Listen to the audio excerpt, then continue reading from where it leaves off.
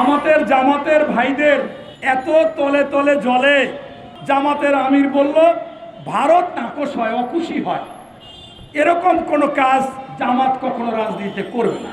Doctor Mohammad Yunus, যার নামের আগে আমাদের নবী হযরত মুহাম্মদ সাল্লাল্লাহু আলাইহি ওয়াসাল্লামের নাম, ইউনূসও একজন নবীর নাম। সেই ডক্টর মোহাম্মদ ইউনূসের আপনারা দেখেছেন ভারতে তাকে ছোট করে অসুর বানিয়েছেন।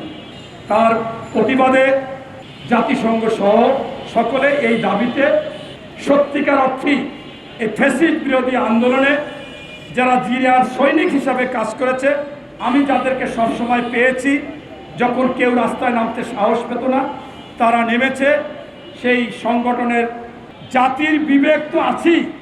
ওই শেখ হাসিনা যে বলেছিল শেখ হাসিনা পালায় না, তাদেরকে যারা সত্যিকার অর্থে ওই বড় বড় মিডিয়া তারা হলুদ সাংবাদিক হয়ে গেছিল, এই অনলাইন শেখ হাসিনাকে একেবারে যেখানে যে অপরাধ পেয়েছিল সেইটা আপনারা তুলে ধরেছেন বিদায়ী ওই ৩৬ জুলাই আন্দোলন সফল হয়েছে।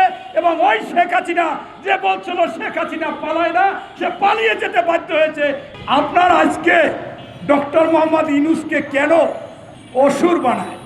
আমাদের জামাতের ভাইদের এত তলে তলে জলে, এত তলে তলে মাঝে মাঝে এমন এমন বিষয় নিয়ে আরাম লাগে যা বলার মতো না। আমরা দেখলাম জামাতের আমির বলল ভারত নাকশ হয়, অখুশি হয়। এরকম কোনো কাজ জামাত কখনো রাজনীতিতে করবে না। ভারত এসে পার্শ্ববর্তী দেশ, প্রতিবেশী দেশ, তাদের সাথে সুসম্পর্ক রাখবো, রেখে রাজনীতি করব। সাথে সাথে অমিত শাহ বলল কি যে আমরাও চাই জামাতের সাথে এই ধরনের সম্পর্ক করতে।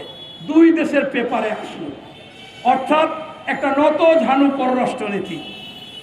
যে দেশটাকে আশেপাশের কোনো দেশ পছন্দ করে না, দেখলে কাউকে ঘৃণার চোখে দেখে, কারণ ওরা কারোর সাথে বন্ধুত্ব করতে পারেনি বার্মার সাথে, পারে নাই শ্রীলঙ্কার সাথে, পারে নাই নেপালের সাথে, পারে নাই চায়নার সাথে, পারে নাই পাকিস্তানের সাথে।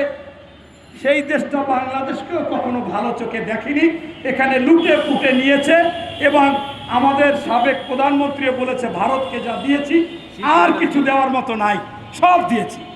সেই ভারত আজকে নড়ে চড়ে পড়ছিল, কিন্তু এই জামাতের মদদে, মানে তাদের কথাবার্তায় মনে করেছে যে আবারও ওই শেখ হাসিনার মতো বাংলাদেশের রাষ্ট্র পরিচালিত হবে, আমাদের সাথে গোলামের মতো ব্যবহার করব, আমরা সেইটা শুনবে।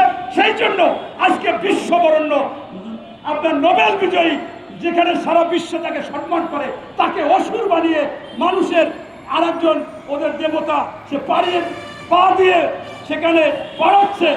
এই ধরনের ব্যাপার, এই জন্য তীব্র নিন্দা প্রতিবাদ জানাই এবং জামাতকেও বলি একটু দেখেন আপনাদের জন্য কি হচ্ছে। এরপরে আপনারা দেখেছেন যে বিএনপি সাবেক রাষ্ট্রপতি জিয়াউর রহমান, আল্লাহ তাআলার নির্দেশে যদি তার সহানুভূতিটা না থাকতো, তার দৃষ্টি না থাকতো, তাহলে ইরাকিয়ান যুদ্ধ থামিয়ে দিতে পারতেন। শহীদ না হলে ইয়াসির আরাফাত দিয়েছিলেন, এটাও মীমাংসা হতো। তাই আমি মনে করি স্পষ্টভাবে আজকে আমাদের যে মানবিক যে বিষয়, সেই অমানবিক দিশাহারা একেবারে সীমাহীন সীমা লঙ্ঘন করেছে। আজকে খাদ্য সামগ্রী নিতে দিচ্ছে না, গুলি করে তো মারতেছে, সবকিছু বোমা মারতেছে, পুড়িয়ে দিচ্ছে, যা ইচ্ছা তাই করতেছে। এই নিঃসঙ্গতা আমাদের যে বিভিন্ন ধরনের আমাদের সেই মানবিক কমিটিগুলো আছেন, জাতিসংঘ আছেন, আমি দাবি করব এবং বিশ্ব মুসলমানকে দাবি করব, আপনারা এগিয়ে আসুন। কোনোভাবে এটা মেনে নেওয়া যায় না, স্বাধীন রাষ্ট্র হিসেবে ঘোষণা করতে হবে।